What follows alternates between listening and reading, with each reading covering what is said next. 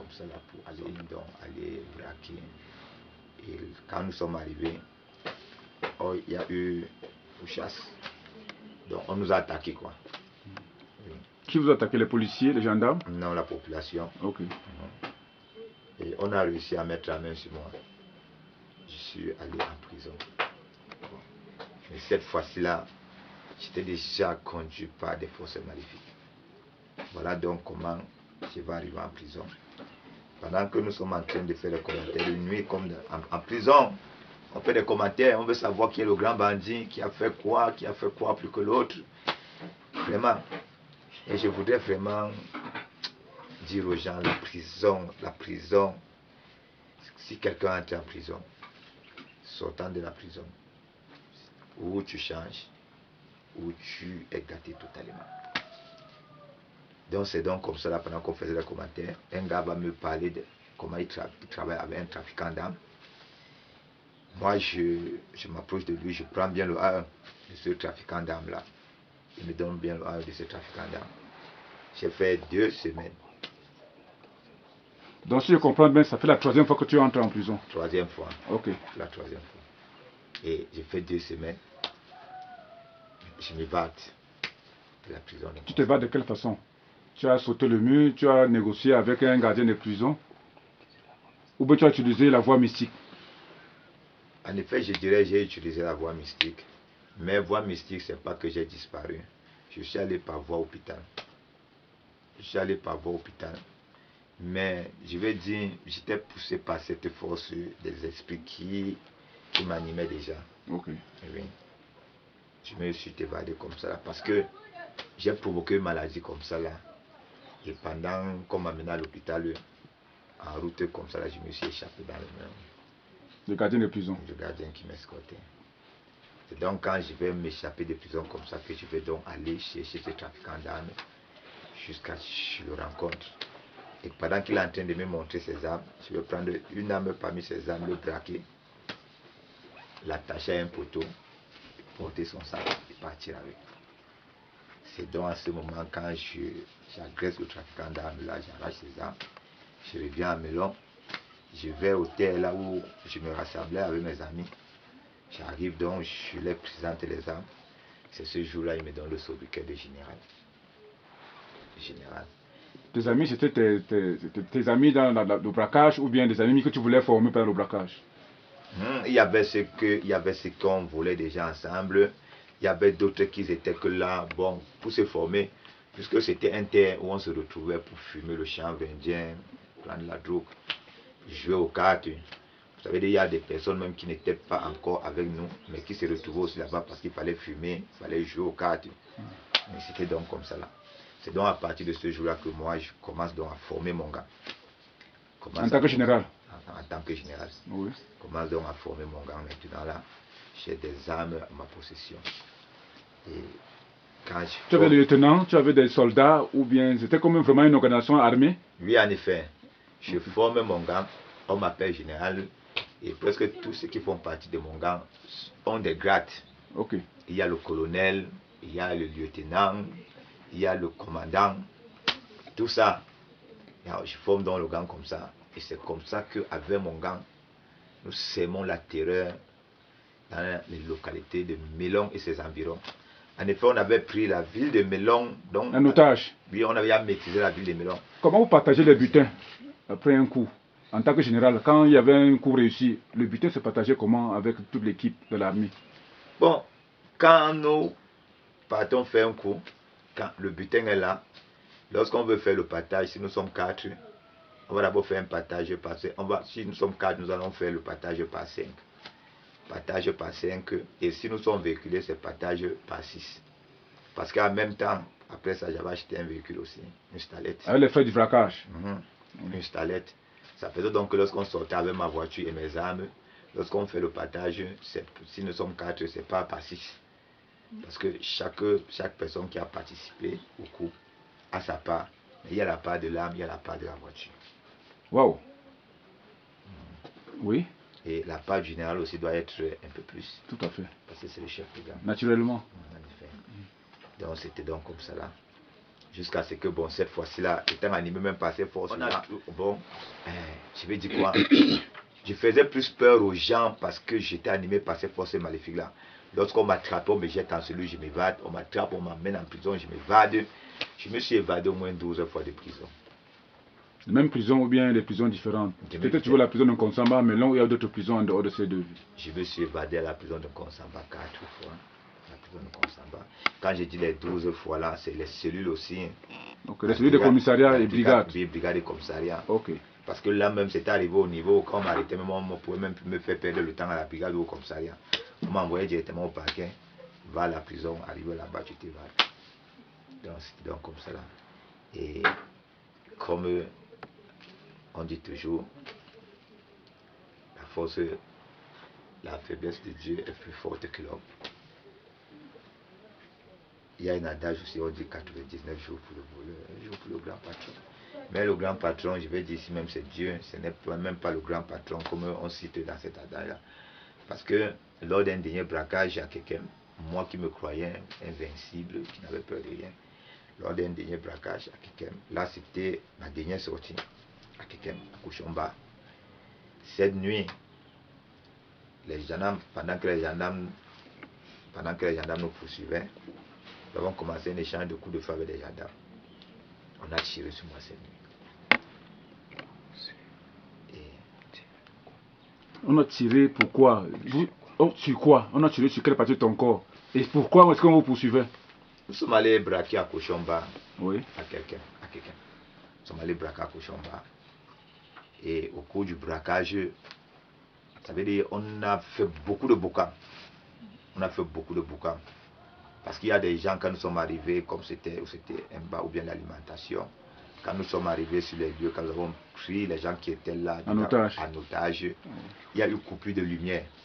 Et qui a coupé la lumière? C'était ASONEL ou bien vous avez créé un court-circuit? C'est nous qui avons provoqué le court-circuit pour bien opérer. Oui, pour bien opérer. Oui. Mais malheureusement pour nous, il y a des gens qui ont réussi à s'échapper. Il y avait des portes d'échappatoire que nous n'avons pas maîtrisées. Les gens ont réussi à s'échapper et ils sont partis alerter la population. Et moi, comme on dit souvent, vendu au diable. J'étais instoppable. Pour moi, rien ne pouvait faire qu'on arrête de travailler. On devait travailler malgré que les gens s'étaient échappés. Qu'est-ce qu'il fallait faire maintenant? Pendant que mes amis travaillaient, moi je suis sorti avec l'arme. C'est comme c'était en bordure de route. J'ai bloqué même la circulation. Donc j'ai tenu les lieux en respect. Nous avons donc travaillé. Au point où même les gendarmes étaient déjà au courant qu'il y avait les braqueurs à tel endroit. Mais ils ne sont pas venus directement où nous étions. Ils sont allés seulement boucler les sorties de la ville. Les sorties de la ville. Bon, au moment où nous maintenant là nous avons fini le coup, et ce jour nous sommes entrés à que nous n'étions pas véhiculés. Maintenant là, nous sortions par l'ouest, non plus pas le littoral. Oui, non plus pas le littoral, mais nous sortions par l'ouest. Et c'est donc là où nous sommes rencontrés avec les gendarmes et il y a eu échange de coups de feu. Cette nuit, donc, ils ont tiré sur moi à la jambe gauche, matin à la jambe gauche. Et malgré cela, j'ai pu m'échapper avec la balle au pied. Mais je n'ai pas pu aller loin. Je suis donc rentré sur Melon. Mon grand frère m'a amené à un hôpital en Bourkou, là où je fréquentais. Ton grand frère savait que tu étais allé faire un coup pour te ramener à l'hôpital? Ou bien c'est fortuitement comme ça qu'il t'a vu le sang coulant? Non, ce n'est pas fortuitement. Il savait que il savait. Bon. Connaissait ton travail? Il connaissait tout. On n'ignorait plus ce que je faisais. On n'ignorait plus. Même toute la ville, ma famille, toutes les connaissances, on savait que non. Moi, j'ai profession braquage. Parce que est-ce que je me cachais encore? Monsieur le général. Je me cachais plus. Non. En effet, mon grand frère, lui, m'a amené comme ça à l'hôpital. Pour lui, c'était, malgré tout ce que j'étais, c'était question de sauver ma vie aussi. Mais c'est donc là, on n'a pas pu s'en sortir là-bas à l'hôpital. On m'a arrêté là-bas. On a arrêté même mon grand frère. On a arrêté toutes les personnes qui ont pu m'aider, l'infirmier, parce que même l'infirmier avait extrait la balle dans mon pied. On a arrêté l'infirmier. C'est donc comme ça que cette fois-ci, je suis allé en prison. Je n'ai plus pu m'échapper. Alors j'ai commencé par la prison, qui excédait près de 65 ans de condamnation. Plusieurs peines, pourquoi? Il y avait, en dehors de ça, il y avait d'autres affaires en cours. Il y a des gens déposaient des plaintes en dehors de celle pour laquelle on t'a arrêté. En effet, je vous ai dit, je m'évadais de prison, Ok. je m'évadais de celui de commissariat. Et c'était les plaintes qui Quand je se... m'évade, je laisse un dossier. Ok. Je ne vais pas chercher l'autre, je reviens avec. Je m'évade, je pars, j'avais 12 mandats de dépôt. Ok. J'avais 12 mandats. Et on devait me juger sur tout ça. On m'a condamné en Consamba, des peines excédant plus de 65 ans. Et maintenant là, pour le braquage de quelqu'un, on m'a amené au tribunal militaire à Bafoussam. On va au tribunal militaire à Bafoussam. Et étant au tribunal militaire, je ne sais pas. Bon, mais je vais aussi dire, certainement, parce que le motif qu'on donnait, c'est à cause d'un mineur qui était dans notre dossier. Et on a dit on ne juge pas les mineurs au tribunal militaire. Et on était donc obligé de renvoyer l'affaire au tribunal de grande instance. De Consamba? Non, de Bafan. Oui. Donc, le tribunal militaire s'est déclaré incompétent. Ils ont renvoyé au tribunal de grande instance. À cause du mineur qui était dans le dossier? À cause du mineur qui était dans le dossier. Et ici donc à Bafan, au tribunal de grande instance, c'est à Bafan, on m'a condamné à la peine de mort. Ici à la prison de Bafan? Prison de grande instance de Bafan? Au tribunal de grande instance de Bafan. Oui. Pour ce dossier-là, on m'a condamné à la peine de mort. Bon, j'ai interjeté appel. Mais arrivé même à la cour d'appel a rejeté. Donc a annulé le jugement rendu par ici, a demandé qu'on devait recommencer avec le jugement. Ce qui n'était plus jamais arrivé parce que ça avait créé un conflit entre les magistrats du parquet et les magistrats du siège. Il y avait un conflit entre les magistrats. Alors mon dossier est devenu un dossier de confusion qui a semé la confusion, et je suis resté donc condamné à mort. Je suis resté donc condamné à mort avec 65 ans encore de condamnation. Bon, étant donc à Bafan, parce que ce que je vais témoigner aujourd'hui là, c'est la grâce de Dieu dans ma vie. Je devais être serviteur de Dieu automatiquement. Parce que lorsque j'arrive là-bas, je vais d'abord commencer à servir à l'église catholique. Après, on va me nommer président de la communauté catholique. Je vais gérer la communauté. Je vais gérer. En prison ou hors de la prison? Pendant que tu es en prison, on te nomme responsable de la communauté catholique, c'est ça? Oui, de la prison. De la prison principale de Bafan? Oui. Je suis responsable de la communauté catholique. La prison principale de Bafan. Qu'est-ce qui a amené qu'on te fasse confiance au point de te confier cette tâche?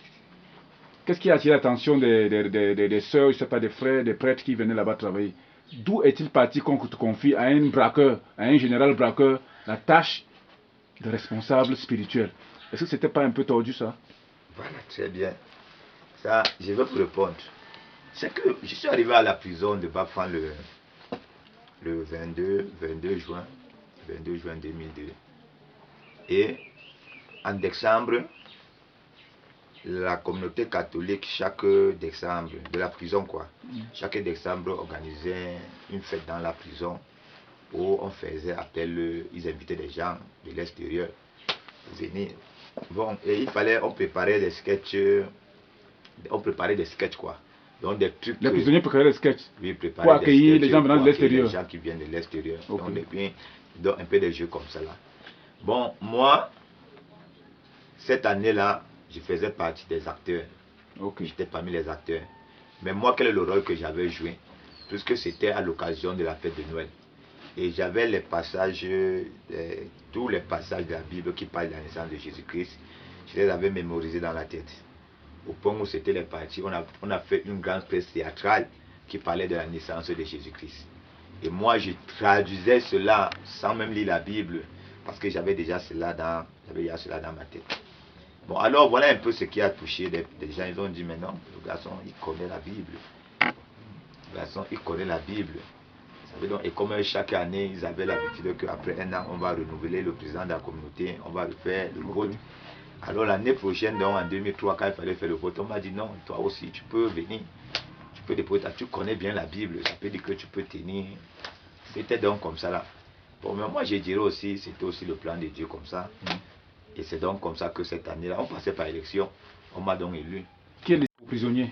Oui, les prisonniers, c'est entre nous les prisons, on fait les élections. Ok. Mais les autorités pénitentiaires sont là parce que le